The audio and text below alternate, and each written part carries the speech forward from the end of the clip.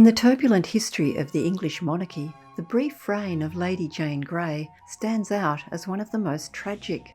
She was a teenage Queen of England who ruled for a mere 9 days before being deposed and swiftly executed. Lady Jane Grey was born in October 1537 to a powerful noble family, her mother being the cousin of another adolescent, soon-to-be ruler, Edward VI. Edward, the only son of Henry VIII, was born in the same year as Jane and became the Protestant ruler of an England that had until recently been Catholic. The first monarch to be raised as a Protestant, he was determined to keep the kingdom so, and the Regency Council, which oversaw his reign, passed measures accordingly, such as making English language church services compulsory. However, by 1553, 15-year-old King Edward VI had become terminally ill, and he named his first cousin, once removed, Lady Jane Grey, as his heir. This excluded his half-sisters, Mary and Elizabeth. Thus, in July 1553, after Edward's passing, Lady Jane succeeded to the throne of Queen of England under very bizarre circumstances. Her fall from power was just as swift and astonishing as her rise when, 9 days after becoming Queen, Lady Jane was deposed by Mary I, Edward's Catholic older sister. At the tender age of just 16, Jane had won and lost the crown. Edward VI's father was King Henry VIII, the fabled larger-than-life king who had agonised over his children's succession rights. In 1543, the process was finally set down in the Parliamentary Act of Succession. Edward, Henry's third legitimate child and sole surviving son, would succeed his father. Should Edward fail to father any heirs, the throne would then pass to his older sister Mary, and then, if Mary were childless, to Henry VIII's second child, Elizabeth. With Henry's demise in 1547, his will stipulated a critical proviso. In the event of Elizabeth passing without an heir, then and only then would the crown go to the children of Henry's younger sister and Edward's aunt, Mary Tudor. But when Edward became king, he devised his own succession scheme. As a staunch Protestant, Edward and his council were concerned about the future of the English Reformation if his older sister Mary, a Roman Catholic, acceded to the throne. So, Edward decided to transfer the throne directly to his aunt Mary Tudor's descendants, thus bypassing his Catholic sister's claim. As the granddaughter of Mary Tudor and also a confirmed Protestant, Lady Jane Grey was Edward's logical choice. In naming their cousin Jane his heir, he completely skipped over his 2 older sisters who were legally in line to succeed before her, using the excuse that they had both been declared illegitimate. However, the attempts of Edward and his advisors to block his older sisters from legally inheriting the monarchy proved futile, as history shows us.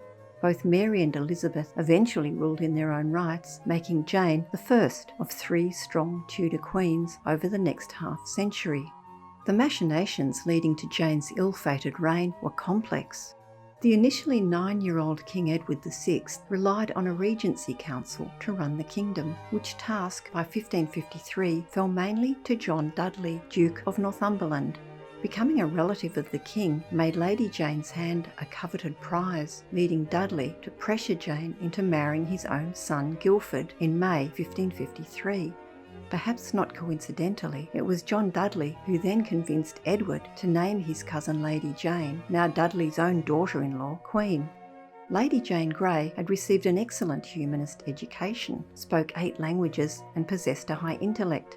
She also professed to have very little interest in becoming queen, but the deceased king's wishes were literally impossible to refuse. When named for the role, she reportedly collapsed and wept, calling herself insufficient, and later assuming the crown only with the added codicil, "If what has been given to me is lawfully mine." Her husband, Guildford Dudley, was also a teenager, and on her accession to the throne displayed his true colours by insisting on being named king. When she made him the mere Duke of Clarence, he and his family were ropeable. They threatened her with Guildford withholding his conjugal duties, thereby depriving her of an heir.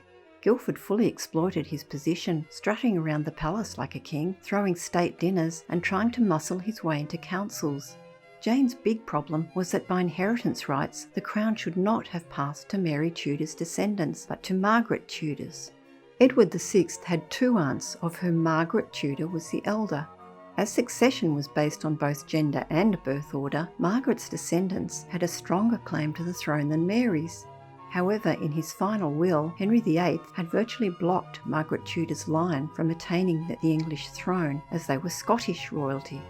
Although Mary, Queen of Scots, and her line had a better claim to the throne than Jane Grey, Edward still bypassed this branch of his family tree, making the throne that Jane sat upon in July 1553 hotly contested.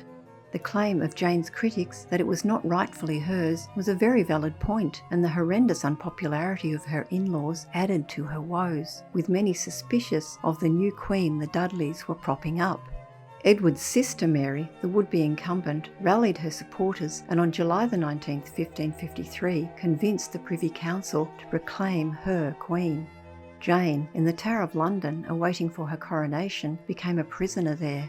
At first, the new Queen Mary believed that she could spare Jane's life. It was clear to her that Jane was no scheming usurper, and after all, they were kin. But circumstances forced her hand. Jane's father unfortunately joined a rebellion to protest Queen Mary's decision to marry a Spanish prince. Despite Jane Grey not endorsing the revolt, his action convinced Mary that Jane's family were dangerous rebels.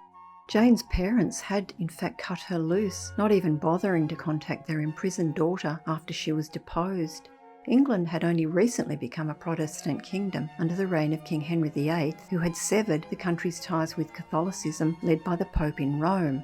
Jane had been raised a zealous Protestant, which was indeed the chief reason that Edward had named her as his heir. He and his followers believed she would safeguard England against the Catholicism of his sister Mary and Aunt Margaret Tudor's descendants. While Mary had intended to spare Jane's life, she started to feel she had no option when the ousted Queen began speaking out against her Catholicism. Months passed while Mary hoped Jane would change her mind and even convert, as she delayed her cousin's execution. However, Jane refused and resigned herself to dying a Protestant martyr. On February 12, 1554, she watched from her cell as her husband's beheaded remains were returned by cart to the Tower, and she was soon to follow him on the block. Blindfolded, she clutched a prayer book as she reportedly met her executioner with dignity and resolve. Articulate to the end, she calmly proclaimed her innocence, ending with, "Lord, into thy hands I commend my spirit." At the tender age of 16, the ill-fated Lady Jane Grey had been queen for 9 days, the shortest reign in English history.